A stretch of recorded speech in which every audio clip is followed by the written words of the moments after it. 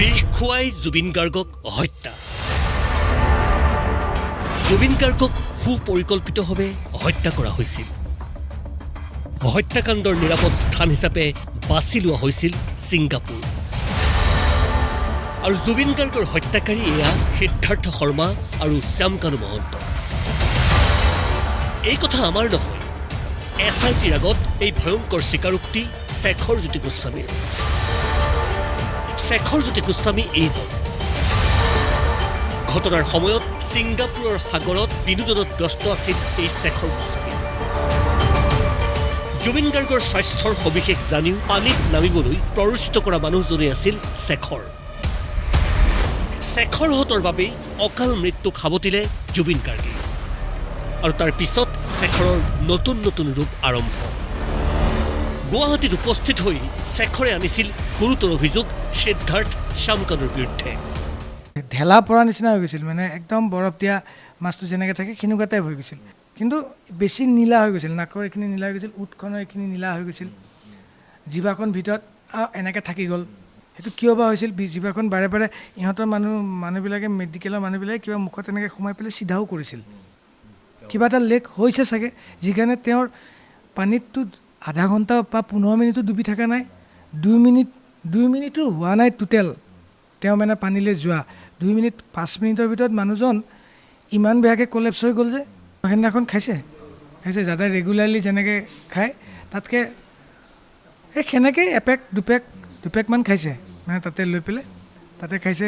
তেতিয়া চব আছে, আমাৰ অসম এছ'চিয়েশ্যনৰ তন্ময়দাও আছে, বাকী নাই। তন্ময়দা, মই, অমৃতপ্ৰভা, সন্দীপন, সিদ্ধাৰ্থ, জুবিনদা। তাতেও কিন্তু ব্লেক কফিটো কেফিন বিয়াৰটো খাইছে আৰু মোক কৈছে কি এইটো খাই চাবি, তিতা কিন্তু বঢ়িয়া। মই নাই খাই চালোঁ, তিতা, মই নাখালোঁ। তাৰপিছত দাদাই কিন্তু সেইটো বিয়াৰটো তাতো খাইছে।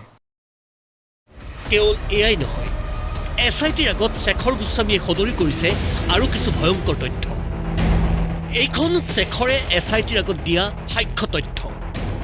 চাওক, ইয়াত আছে তদন্তকাৰী বিষয়া ৰজি কলিতাৰ স্বাক্ষৰ। এতিয়া ইয়াৰ কথাখিনি চাওক আৰু শুনক। Prior to the death of Jubin Garg, a conspiracy was formulated to portray his death as accidental.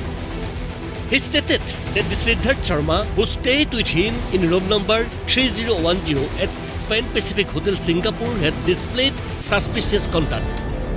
When Sri Jubin Garg was gasping for breath, almost drowning, Siddharth Sharma was heard shouting, "Zabode, Zabode, let him go, let him go." The witness emphasized that Jubin Garg was an expert swimmer who had trained both of him and the accused, and therefore could not have died due to drowning. He alleged that Sri Sharma and Sri Syamkanu Mohanto had poisoned the victim and deliberately chosen a foreign venue to conceal their conspiracy. Sri Sharma also instructed him not to share the yacht's videos with anyone. Yet aru likha ase, when Jubin Garg was frothing by mouth and nose, the accused Siddharth Sharma dismissed it as acid reflux and assured others there was nothing to worry about, instead of providing necessary medical facilities. কি ভয়ংকৰ তথ্য! জুবিন গাৰ্গৰ মৃত্যু এক পৰিকল্পিত ষড়যন্ত্ৰ। ছিংগাপুৰৰ PAN Pacific হোটেলৰ 3010 নম্বৰৰ কোঠাত থকা সিদ্ধাৰ্থ শৰ্মাৰ চাল চলন আছিল সম্পূৰ্ণ সন্দেহজনক। ইয়াতত পাৰ্টি কৰিবৰ বাবে সুৰাৰ যোগানো ধৰিছিল সিদ্ধাৰ্থই নিজে। পানীত ডুবি উশাহ লোৱাত জুবিন গাৰ্গে যেতিয়া অসুবিধা পাইছিল, তেতিয়া সিদ্ধাৰ্থই যাবদে বুলি কৈ প্ৰসংগটো পাতল কৰিছিল। সিদ্ধাৰ্থই আন সকলোকে পতিয়ন নিয়াইছিল যে জুবিন গাৰ্গ এজন সুদক্ষ সাঁতোৰবিদ, গতিকে পানীত তেওঁৰ কোনো অসুবিধা হ'ব নোৱাৰে।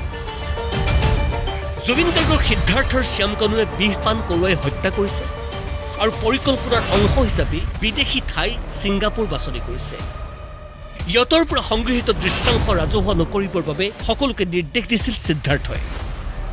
জুবিন গাৰ্গৰ নাকে মুখে যেতিয়া ফেন ওলাইছিল, তেতিয়াও বিহিত ব্যৱস্থা লোৱাৰ বিপৰীতে সেয়া কোনো ডাঙৰ কথা নহয় বুলি বেটেৰুৱা ৰূপ লৈছিল সিদ্ধাৰ্থই। জুবিন গাৰ্গৰ পৰ্যাপ্ত জিৰণিৰ ব্যৱস্থা কৰা নাছিল সিদ্ধাৰ্থই। ইয়াৰ বিপৰীতে যোগান ধৰিছিল অতিমাত্ৰা সুৰাৰ। এই বিস্ফোৰক আৰু স্পৰ্শকাতৰ অভিযোগ শেখৰজ্যোতি গোস্বামীৰ।